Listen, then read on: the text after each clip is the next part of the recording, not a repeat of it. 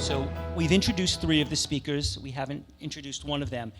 And I'm not going to read you a bio.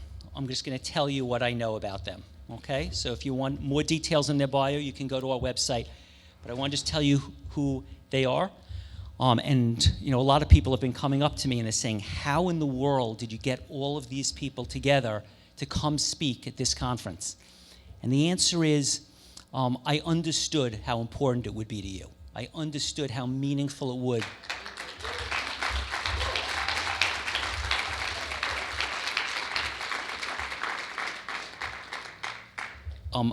I understand that a lot of us are bombarded with advertising and messages about what to eat, that our friends, that our family, that the media insist that we eat the Atkins diet, the paleo diet, and it's relentless. So I felt that if we could get several people who were so clear and confident in their information together, maybe it would help us to feel a little more confident in the world where we're constantly hearing this message from people that are trying to sell things, that are people that are not necessarily on our side. So the first person I want to introduce is Dr. Pam Popper. And Dr. Popper, aside from being a wonderful, intelligent woman who speaks very passionately about this subject, I think there is no agenda here. This is a woman who is passionately researching all the information out here. She's looking at it. She doesn't have an agenda. She's not even, in the past when I've asked her about veganism, she's not militant. She's looking out for you. She understands you're all different. She's looking at the natural world. She's looking at the medical world. And she is giving you the best information out there. I don't have that many sources that I know like that, so I'm thankful to introduce Dr. Pam Popper.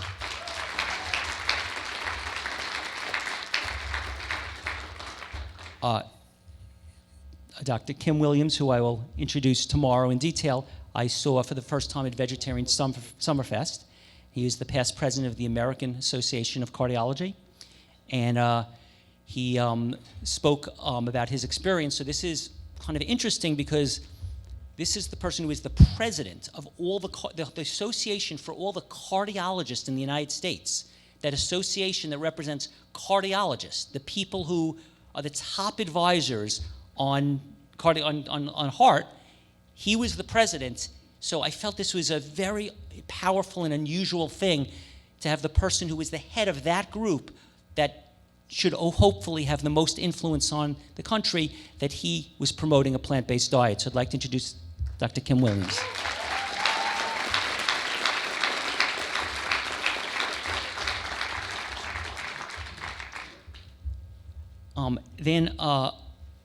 I guess Dr. Esselstyn is someone that we all know, and we've been reading his information for a long time.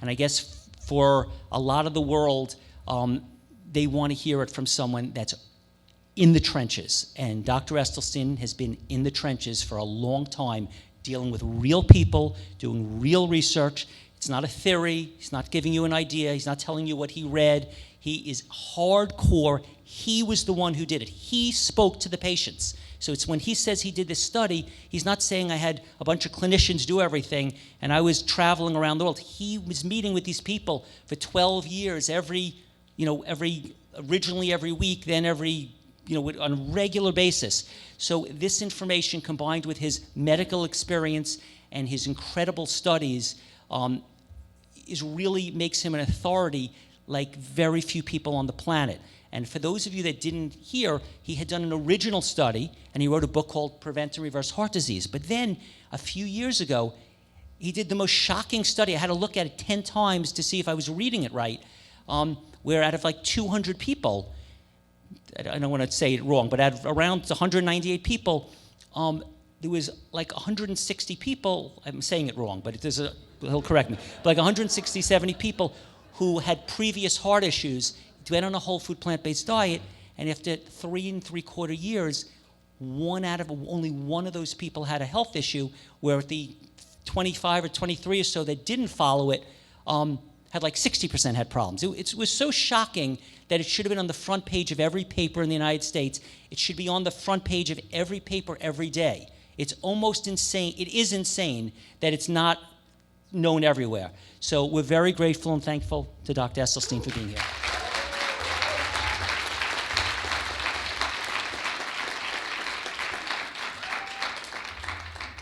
and I apologize for saying the numbers slightly off. And Dr. T. Colin Campbell has been someone who has played a very important role for a lot of people, because a lot of us intuitively know a lot of things, but sometimes it's good to have someone with confidence to say it. So as much as a lot of us intuitively felt there was something deeply wrong with the American diet, when he said, I am going to do the most detailed study, the study that the New York Times called the Grand Prix of studies, that they considered like an unheard of study. When he did it, spent his life doing it in precise detail with perfect scientific precision, and then wrote about it and followed up on it. I remember when someone told me about the book for the first time, it was so like validating that someone had finally taken stuff that made sense and that we knew and put into a study and made it available to us. However, a lot of you might not be aware that that wasn't really where he's at now. Although the China study was monumental for many of us, Dr. Campbell has intensely persisted since then and is very passionate about the fact that the scientific community is not completely on our side. And he is passionately interested in that. So he did not stop his work when the China study came out. He is still full blaze trying to let everyone know what is really true from the scientific community and what is not. So I speak for all the people around the country on live stream, all the people in the audience here, and all the people that are watching this on YouTube one day and really appreciating the information. Thank you very much for being here.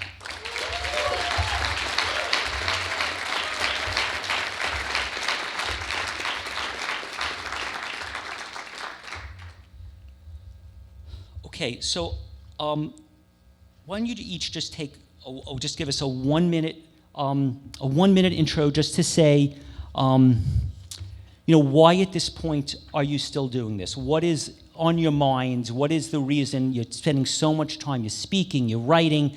There's a lot of things you could do with your life and your time. Why are you still doing this? What is on your mind that makes you think it's so important of all the things you could do to be doing what you're doing? Whatever you like. All right. Is this on? Thank you. Well, first of all, I love it. I think it was Will Rogers who said that the finest day in a man's life is when he falls in love with his work, because then he never has to go to work again. And I think that's kind of where I am. It doesn't feel like a job. And I know this makes me sound like a nerd, but I'd sort of rather read medical journals than go out to dinner sometimes. So I think the other thing is that in my line of work, I get to see people get well, and you never get tired of that. I'm as excited about the person who gets well today as I was about the person who got well 22 years ago. And I get to learn and grow because more and more people with more and more sicknesses are showing up. As you guys know, health is getting worse instead of better in many ways. I think the other thing that keeps me in the game is I have a big, big, big goal. And that is, I really want to fundamentally change healthcare in this country. And I think the way that it can be done is consumer education. So thank you. So we got to keep showing up here to do this type of stuff, and then we got to charge you guys to go out there and tell everybody. And I know not everybody listens, and I told you guys earlier today, not everybody listens to me either, but people are listening. More and more people are listening. So if we really get together and we make this a collective effort, we can change what's going on right now. So that's why I'm still here. Well, thank you. Really great to be here. My 1 minute introduction would be kind of exactly the opposite. That is, if we'll be polar opposites that come to the same conclusion. That is, I really don't like doing the job that I'm doing, and that's because I want to be doing healthcare, and I'm doing sick care instead. And it goes on, and we sort of brag about, and you'll hear it in my lecture tomorrow, those of you who can make it, talk about the massive transformation of cardiovascular disease and how well we've done with everything from bypass surgery to statins and the stuff, but we are not getting to the root of the problem. And so my motivation has become very simple, crystallized in the last year, that I'm not stopping until the leading cause of death of cardiologists is no longer heart disease. That.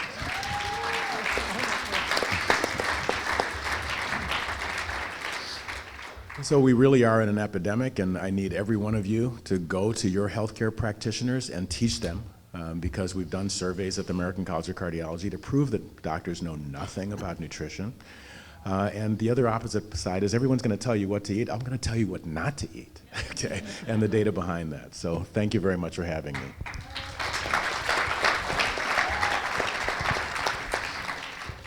Actually, I'm a little puzzled. I have these things on my ears and this here. I'm not sure which way is that. Why did I have this here? Oh, you can take that out. Okay, thank you. Good. Yeah, you asked. Oh gosh, sorry about that. I need to eat more plant-based foods. Okay. No, I thought, Steve, when you first asked, why are we still here? I thought you were talking about something like something chronological. And my first impression was, I'm here because I'm eating plant-based foods.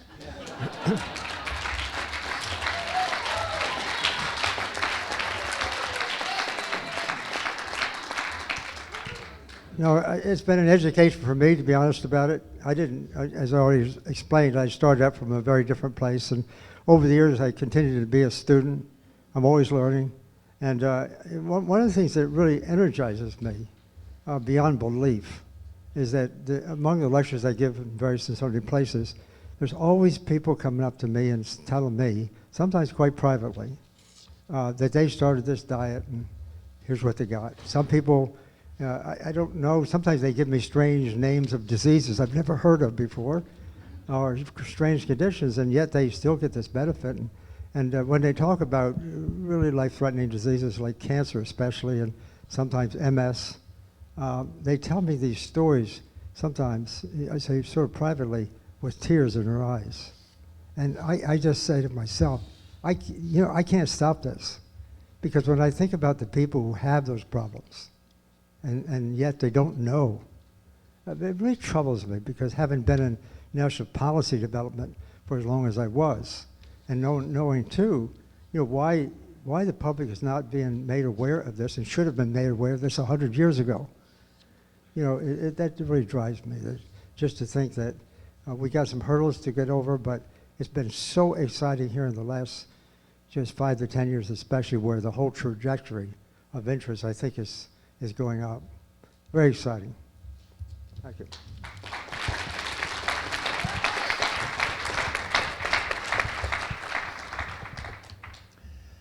In 1962, my dad was, who was a general surgeon who established one of the earlier rural group practices that there ever were in upstate New York, was involved when he was so upset with the fact that the elderly were so often destitute and had very little resources with which to pay their medical bills or seek medical help, that when the AMA was totally against this, he was involved with a group of physicians who were actually very much in favor of using resources from Social Security for helping the elderly with their medical bills. And so that was a year after I had finished my internship. And then I noticed when I came back from Vietnam and had been in practice a year or two, I remember talking with my father, and I said, here was the headlines in the New York Times in 1969 that this new program called Medicare was just exploding in its expenses. And I said, well, look, Dad, that program that you were really in favor of seems to be working, but it looks like it's going to be very expensive. This was 1969. And he said something to me that I've never forgotten. He said, the only way we're going to get ahead of this is someday we have got to get smart enough to show people how to live a healthier life. And I guess that really took a while for me to catch on to that, but somewhere halfway through my career is when I got involved. It's a little unusual for general surgeons to be involved with nutrition, but that happened, and the results were, have been very exciting. And exactly apropos of what Kim Williams just said, I think we in medicine right now collectively almost have to hang our head in recognition of the fact that we have figured out a way to make $1 billion health industry over an illness that does not even exist in half the planet. And we're going to see that that ends. Thank you.